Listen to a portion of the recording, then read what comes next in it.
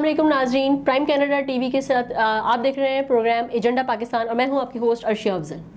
नाज़रीन, जैसा कि हम जानते हैं कि हिंदुस्तान और पाकिस्तान की सरहदों की कशीदगी कोई नया मामला नहीं है। वक्तन फ़वक्तन हिंदुस्तान कोई ना कोई मौका तलाश करता रहता है पाकिस्तान की सरहदों पे कशीदगी करने के लिए और पाकिस्तान का अमन सबोताज करने के लिए।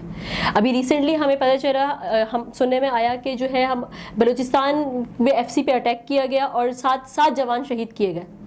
इसी सिलसिले में आज के प्रोग्राम में हम बात करेंगे। हमारे साथ हमारे गेस्ट मौजूद हैं, सीनियर एनालिस्ट हैं कर्नल रिटायर्ड जाफ़र अब्बास रिजवी साहब। बहुत शुक्रिया कर्नल साहब, आपने प्रोग्राम के लिए वक्त निकाला।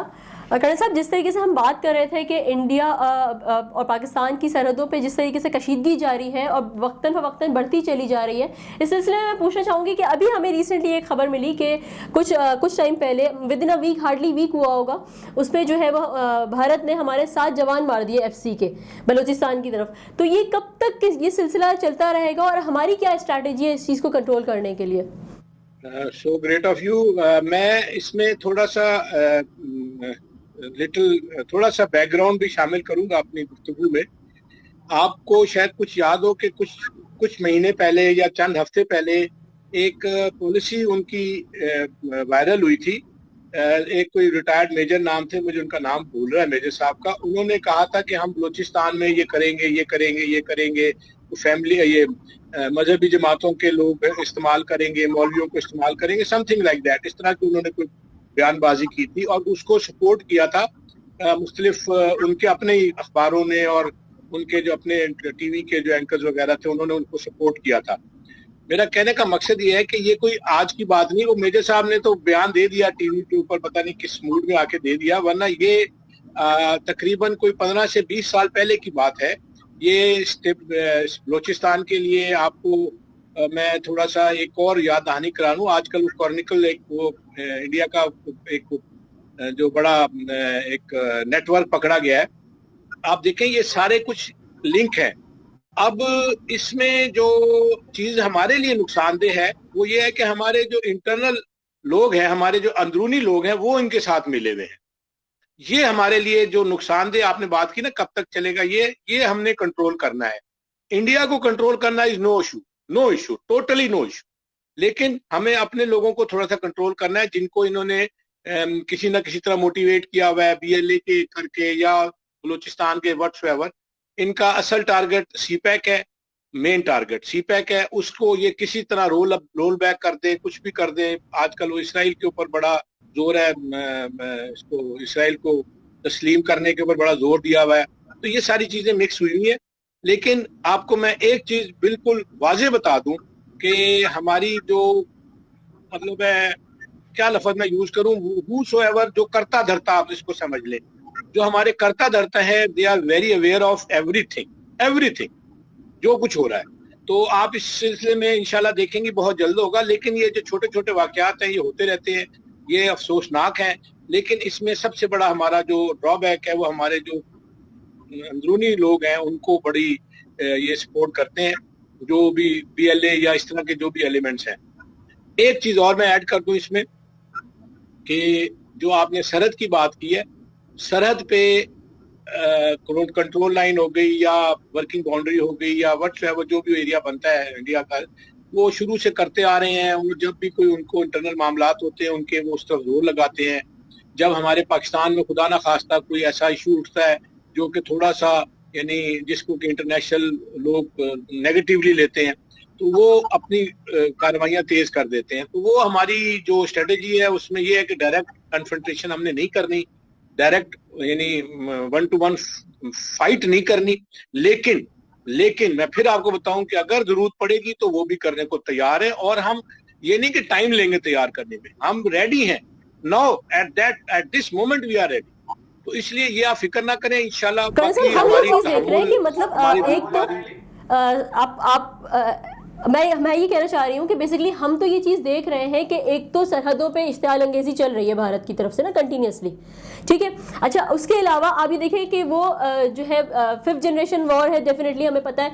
जो सोशल मीडिया साइट्स है उसको भी भारत यूज़ कर रहा है, पाकिस्तान के अगेंस्ट प्रोपेगेंडा कर रहा है, डिफरेंट तरह की चीज़ें आ रही हैं। डार्क वेब ले लें और आप क्रॉनिकल वाली साइट पे ले लें जिसपे जो है वो पाकिस्तान को डिफेम किया जा रहा है। तो क्या पाकिस्तान उस तरीके से इक्विप्ड है? मतलब ऑब्वियसली सरहदों पे तो हम बिल्कुल इक्विप्ड है, क्या 5th जनरेशन वॉर के लिए भी हम उतने ही इक्विप्ड हैं कि हम भारत को उसका मुंह तोड़ जवाब दे सकें, या क्या हमारी स्ट्रैटेजी आगे के लिए?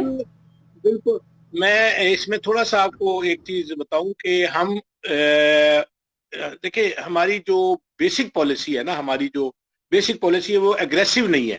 मैं वैसे ये आपको एक शुरू की बात बता रहा हूँ कि हम एग्रेसिव नहीं है किसी भी नेशन के अगेंस्ट।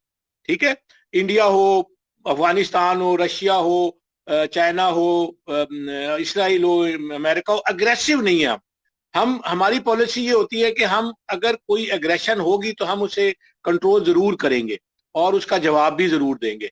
लेकिन अब इस वक्त आपको मैं बताऊं कि ये इंशाल्लाह ये हमारी इस पॉलिसी में थोड़ा सा शिफ्ट आया है और हम अभी उसको एग्रेसिवली डील करना शुरू कर दिया है।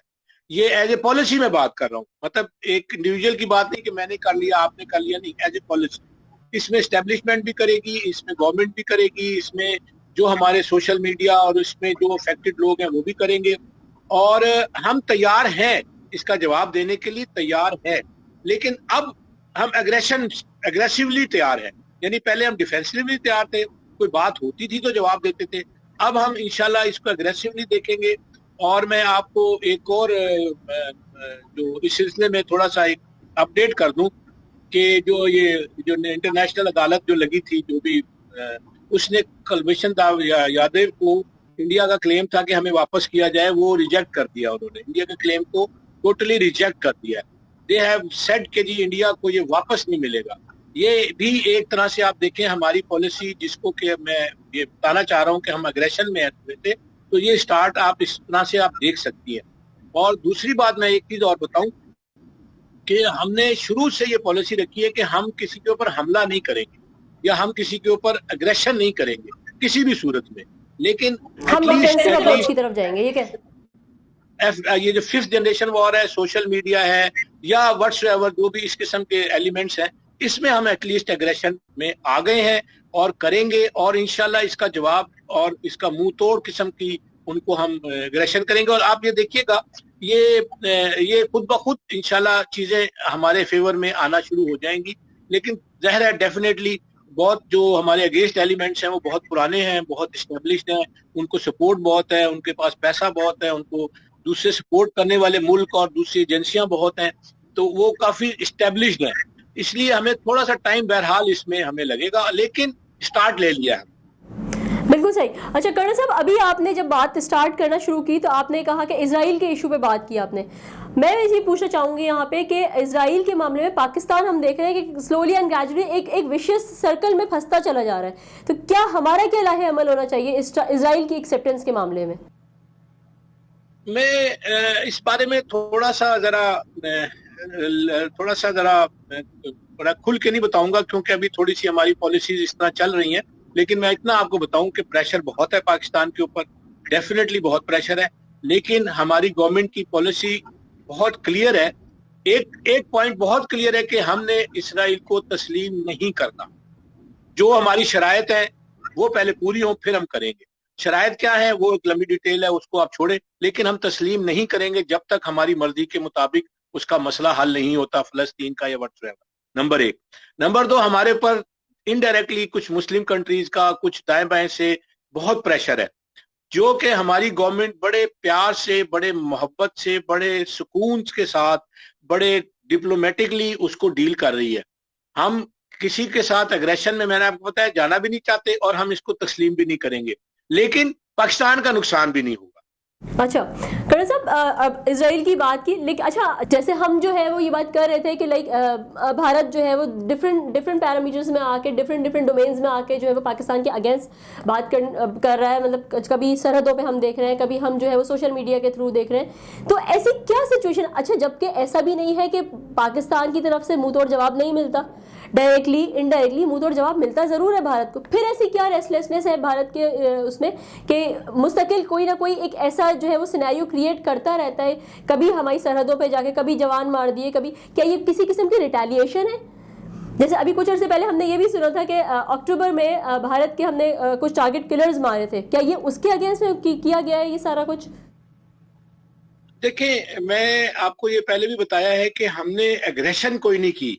इंडिया के खिलाफ कह ले, अफगानिस्तान के खिलाफ कह ले, इसराइल के खिलाफ कह ले, किसी एग्रेशन नहीं की। लेकिन जब हमारे साथ कुछ होता है हम उसका जवाब जरूर देते हैं, ठीक है ना। अब आपने लफ्ज रिटेलिएशन यूज किया। रिटेलिएशन तो इंडिया क्या है, इंडिया तो हर वक्त तैयार रहता है कुछ ना कुछ, मतलब है यानी एक तरह से कोई ना कोई एक्शन लेगा, कोई करेगा पाकिस्तान के अगेंस्ट किसी तरह, हर लेवल पे, यानी बंदे मारने के लेवल पे भी, मीडिया के लेवल पे भी, हमारे बंदों को यूज करने के लिए भी। अब मैं आपको एक और थोड़ी सी इंफॉर्मेशन और अपग्रेड करूं आपकी, कि मेरे कुछ दोस्त अहबाब हैं बाहर के मुल्कों में, मेरे पुराने दोस्त यार हैं, तो वो ये बताते हैं कि वहां बाकायदा एक सोशल मीडिया के ऊपर एंटी आर्मी, पाकिस्तान के एंटी आर्मी एक पूरे ग्रुप्स बने हुए हैं, जिनको के वो यानी अजीब अजीब बातें, मतलब ऐसी बातें करते हैं जिनका कोई सर पैर नहीं होता। अब वो क्योंकि पाकिस्तान से बाहर है, जो हमारे पाकिस्तानी बाहर बैठे हुए हैं वो भी, और जो इस तरह के एलिमेंट हैं जो कि मतलब है अगेंस्ट है पाकिस्तान के, वो भी। अब हमारे जो पाकिस्तानी भाई हैं वो परेशान होते हैं कि ये क्या खबर आ गई है। कई दफा डिस्कशन हुई है, मेरे साथ भी हुई है, डायरेक्ट भी हुई है, पर्सनल भी हुई है, तो मेरे अजीज व अकारिब ने भी पूछा है कि ये क्या खबर है, कैसी है। तो मैं उन्हें क्लियर बताता हूँ कि ये टोटली बेसलेस होती हैं उनकी खबरें, क्योंकि वो बाहर बैठे हैं, उनको नहीं पता लगता। लेकिन एक सोशल मीडिया का वही 5th जनरेशन वॉर चल रही है वहां पर, उनके पास जराए ऐसे डायरेक्ट नहीं है। अब तो खैर बड़ी जल्दी जवाब मिल जाता है उन्हें, लेकिन फिर भी टाइम लगता है उन्हें कन्विंस करने में। मैंने उन्हें ये एडवाइस किया, जितने भी मेरे साथ इनके कांटेक्ट में रहते हैं, मैंने उन्हें कहा जी आप डिफेंसिव ना हो उनके साथ। इंडिया कोई बात करता है या कोई ऐसी बात टीवी पे या इस पे क्या नाम है ये सोशल मीडिया पे या इस पे आती है, तो यू डोंट से कि जी हम उसका जवाब देंगे। आप एग्रेसिवली उसे डील करें। आप कहें जी कि आप झूठ बोल रहे हैं, simple as that, you are telling lie, बिल्कुल बेसलेस बातें कर रहे हैं। और आप उनको कहेंगे कि आप बताएं कि ये कैसे आपने प्रूव की, कैसे किया ये काम, आप प्रूफ दें हमें। मतलब हम क्यों नहीं ये प्रूफ दें कि जी ये गलत हुआ या ये नहीं हुआ। मतलब आप उनसे बात करें और उन्हें कहें कि जी आप झूठ बोल, एग्रेसिवली डील करें। और जब आप एग्रेसिवली डील करेंगे तो वो खुद ब खुद उनके जवाब और उनके सवाल और उनके वो पीछे हटेंगे। और इसका फायदा ये हुआ है कि अब जितने लोग मेरे साथ कांटेक्ट में थे और इस तरह की बातें होती थी, मैंने उन्हें ये बताया कि जी आप डिफेंसिव ना हो, मतलब डोंट आस्क के जी ये हुआ तो आप मुझे बताएं ताकि मैं उन्हें जवाब दूं। मैंने कहा इसके बजाय आप उनके ऊपर चढ़ाई करें स्ट्रेट अवे, कहते आप झूठ बोल रहे हैं, ये इस तरह का वाकया हुआ ही नहीं है, ये आपका सेल्फ क्रिएटेड है। और 99% इंडिया के मीडिया का तो वैसे अब वो फायदा ये हुआ है, इसका फायदा ये हुआ है कि अब वो लोग डिफेंसिव हो गए हैं, इंडियन लॉबी डिफेंसिव हो गई है। लेकिन जाहिर है इसमें टाइम लगेगा, कि इंडिया के मीडिया का तो हमने ये चीज देखी कि इंडिया का मीडिया हमेशा से एक हाइपर एक्टिव अप्रोच के साथ सामने आ रहा होता है। मतलब हमेशा एक हाइपर एक्टिव अप्रोच उनकी नजर आई है। मतलब किसी भी चीज़ की एक हाइप क्रिएट करने में बहुत माहिर हैं ये लोग ना। तो लाइक सही है, वो एक तरफ जो है वो ओवरसीज़ पाकिस्तानीज़ को, ओवरसीज़ जो लोग हैं वहाँ पे एक बिल्कुल डिफरेंट सिनारियो पेश किया जा रहा था। लेकिन अगर हम इंटरनल सिचुएशन की बात करें, आपको भी पता है डेफिनेटली पीडीएम के जलसे हमारे, मतलब अभी अगर हम इंटरनल कंट्री के विद इन द प्रेमिसेस बात कर रहे हैं, पीडीएम के जलसे कंटिन्यूसली चल रहे हैं। अच्छा, अब मैं इस पर्सपेक्टिव से अगर इस बात को देखें तो पीडीएम के जलसे जो है बेसिकली ये क्या सिर्फ और सिर्फ मतलब एक आपका इंटरनल पॉलिटिकल सिनेरियो है, या कोई मतलब कोई अगर मैं इस सवाल को इस तरीके से करूं कि इनविजिबल हैंड्स हैं जो पाकिस्तान को डीस्टेबिलिटी की तरफ लेकर जा रहे हैं? आपने सवाल बहुत अच्छा किया, लेकिन मैं इसको थोड़ा अमेंड करूंगा। इनविजिबल हैंड नहीं है, विजिबल हैंड्स है ये सारे, कोई इसमें छुपे हुए नहीं है। वो इनविजिबल आप इस तरह से कह सकती हैं कि उन्हें पैसा किस जरिए से मिल रहा है वो शायद विजिबल तरीका हो, अदरवाइज सब विजिबल है, सब पता है कौन किसके पीछे है, कौन किसको सपोर्ट कर रहा है, सब मालूम है और किस तरह से हो रहा है ये। और हमारे जो ये मतलब है लोग हैं, वही मैं लफ्ज यूज करूंगा, हमारे जो करता धरता है उसमें जो भी है, गवर्नमेंट है, एस्टेब्लिशमेंट है, जो भी है, they all know each and everything, कौन कितने पानी में है। सिर्फ एक वजह है कि वो वही बात कि हम अपने हालात को कंट्रोल करने में जरा थोड़े से प्यार मोहब्बत को यूज करते हैं। अदरवाइज अगर यही चीज पकड़ धकड़ शुरू हो तो एक होता है कि खामखा एक सिनेरियो क्रिएट होगा, हंगामे होने ना शुरू हो जाएं। अब मैं अभी आपको क्या बताऊं कि ये लोग जो पीडीएम या इस तरह के जो एलिमेंट्स हैं, दे वांट के जी कुछ लोग मरे, हमें कोई लाशें मिले और हम उसके ऊपर अपनी सियासत करें। एक्चुअल उनका इस वक्त की बात कर रहा हूँ, पोजीशन ये हो गई है। क्योंकि पीडीएम आप अगर देखें प्रैक्टिकली वो ऑलमोस्ट मेरा ख्याल है 50% तो वैसे ही खत्म हो गई है और उनके आप के सामने आ गए और अब वो आहिस्ता आहिस्ता आहिस्ता आहिस्ता मतलब उनमें फासले बढ़ रहे हैं। इसका वाज़ेह सबूत ये है कि यानी जो उनकी एक पॉलिसी चली थी इस्तीफों की या जलसों में इकट्ठे होकर बैठने की, वो एक यानी एक बंदा एक जलसे में नहीं आता तो दूसरा दूसरे जलसे में नहीं आता। वो लाड़काना में वो नहीं आए, खान साहब ये जो मौलाना साहब है, ये जरदारी साहब उधर नहीं गए, मर्दान नहीं गए। मतलब आप इनसे थोड़ा सा मतलब इन चीजों से असेस कर सकते हैं। तो ये एक मैं ये कहूंगा कि ये एक तरह की अपने आप को बचाने की तहरीक है। पीडीएम कोई ऐसे वो नहीं है, सपोर्ट इनको मिल रही है, पैसा मिल रहा है, वो कर रहे हैं, बाकी होना हुआ ना कुछ नहीं है। और ये विद इन मेरा ख्याल है 4 to 5 वीक्स ये वैसे ही खत्म हो जाएगा, पीडीएम ही खत्म हो जाएगी। अच्छा, अभी जिस तरीके से आपने कहा कि पीडीएम जो है वो बेसिकली मतलब अपने आप को बचाने की तहरीक है, यहाँ पे सिचुएशन अब हम थोड़ा स्लोली एंड ग्रेजुअली ये भी देख रहे हैं कि पीडीएम के अपने अंदर टूट फूट शुरू हो गई है। ये चीज़ें तो इंटरनली हैं, लेकिन हम देखते हैं कि यार इंटरनेशनल मीडिया इतना स्ट्रॉन्ग हुआ है, आपकी जो खबरें हैं बहुत बाहर पहुँच रही होती हैं, इंटरनल जो चीज़ें हैं वो तो चल रही हैं, लेकिन क्या इससे बाहर हमारा इम्पैक्ट ख़राब नहीं होगा या दुश्मन को एक मतलब एक गलत मैसेज ये नहीं मिलेगा कि हम अंदर ही स्ट्रांग नहीं है तो हम बाहर कैसे मुकाबला करेंगे? मतलब इस चीज़ को तो कंट्रोल होना चाहिए जहाँ तक मेरा ख्याल है। क्या इस बारे में क्या कहेंगे आप बिल्कुल सही कह रही हैं। वो जिन एलिमेंट्स की आप बात कर रही हैं ना कि जो बाहर बैठे हुए हैं और जो हमारे यानी जिनको ये हम मैसेज मिलेगा कि हम इंटरनली वीक है या हम आपस में झगड़ा कर रहे हैं, वो ही तो झगड़ा करवा रहे हैं। यही तो मैं आपको बताना कोशिश कर रहा हूँ कि वही झगड़ा करवा रहे हैं, वही पैसे दे रहे हैं, वही इनको आगे लगाए हुए, वही बयानात दिलवाते हैं, वही उनको अल्फाज बताते हैं और किस मौके पे क्या बोलना है, किसने बोलना है, बंदे सिलेक्ट करते हैं। हर चीज प्लान हो रही है, बिल्कुल प्लान हो रही है उनके हिसाब से। लेकिन इसका तोड़ इस तरह से है कि आप अगर उठा के देख लें बयानात जितने भी बयानात आए हैं, उसका नुकसान उन्हें उल्टा उन्हीं को हो रहा है।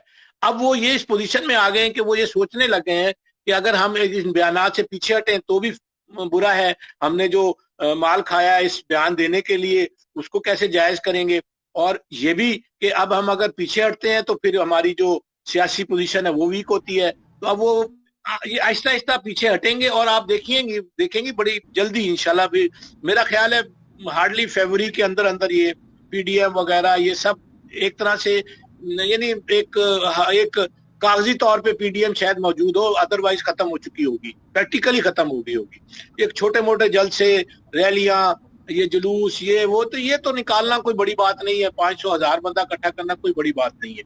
आप सड़क के ऊपर गाड़ी रोक के खड़े हो जाए तो 100 बंदा वैसे ही रुक जाता है कि पता नहीं क्या हो गया। तो जब आप एक तकरीर के लिए गाड़ी पे ट्रक पे खड़े होंगे तो वो तो बहुत ही ज्यादा यानी लोग सुनने वैसे खड़े हो जाते हैं। तो इसलिए वो कोई इशू नहीं है, नो इशू।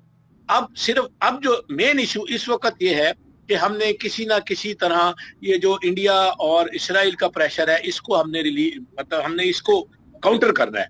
तो वो हम इंशाल्लाह बिल्कुल कर रहे हैं, बहुत अच्छा कर रहे हैं और बहुत जल्दी कर लेंगे। मैं अभी इसी बात पे आना चाहती थी कि मतलब हम हर तरह से इतने इक्विप तो है ना कि इंडिया और इजराइल ये मैसेज डाला है कि हम किसी भी पॉइंट पे आके कमजोर पड़े हुए हैं और उनको उनके हिसाब से जवाब नहीं दे सकेंगे। ये उनकी आप ये कह सकते हैं कि उनकी सोच या उनकी प्लानिंग ये है, लेकिन हमने जिस तरह उन्हें जवाब दिए हैं और जिस तरह उन्हें रिटेलिएट हर लेवल पर यानी प्रैक्टिकली भी, सियासी तौर पे भी, पॉलिटिकली भी, डिप्लोमेटिकली भी, जिस तरह भी वो उनका एक तरह से फेलियर हुआ है जो उनकी पॉलिसी बनी है। और इसमें सबसे बड़ा जो मैं बात करूंगा वो हमारे जो आम पाकिस्तानी है, जो आम पाकिस्तानी है, वो पाकिस्तान से जो मोहब्बत करता है ना, ये सिर्फ उसकी वजह से ये सारा जवाब उनको बड़ा पॉजिटिव गया है, हमारी तरफ से बड़ा पॉजिटिव उनको यानी एक तरह से जवाब मिला है, और उनके लिए वो एक यानी पॉलिसी अगली बनानी, फिर उससे अगली बनानी, उससे अगली बनानी, वो उसमें सोच में पड़ जाते हैं। लेकिन आप देखिएगा इंशाल्लाह ये पाकिस्तान की जो हमारे आम पाकिस्तानी ने जो हमारे प्यार मोहब्बत शो किया है मुल्क के साथ, हमारी इस्टेब्लिशमेंट के साथ, हमारी फौज के साथ, हमारे गवर्नमेंट के साथ, वो बहुत बहुत गहरा है और बहुत मजबूत है, और इसी बिल्कुल, बेसिस के बेशक। ऊपर हमने ये सारा कुछ उनको जवाब दिया है। बेशक, बहुत शुक्रिया कर्नल जाफर अब्बास रज़ी साहब हमारे साथ मौजूद थे। बहुत शुक्रिया सर, आपने प्रोग्राम के लिए टाइम निकाला। जी तो नाज़रीन, जिस तरीके से हमने देखा कि भारत और पाकिस्तान की कशीदगी जो है वो वक्तन फ़वक्तन बढ़ती चली जा रही है, लेकिन भारत को ये चीज़ पता होनी चाहिए कि हम भी जो है वो खामोशी से नहीं बैठे हुए। जिस प्लेटफॉर्म पर भारत आके हमसे लड़ेगा, हम उस प्लेटफॉर्म पर उसको जवाब देना जानते हैं। इसी दुआ के साथ कि अल्लाह पाक पाकिस्तान की हिफाजत फरमाए। अपनी होस्ट अर्शा को इजाज़त दीजिएगा। एजेंडा पाकिस्तान के साथ देखते रहिए प्राइम कनाडा टीवी, पाकिस्तान पाइंदाबाद।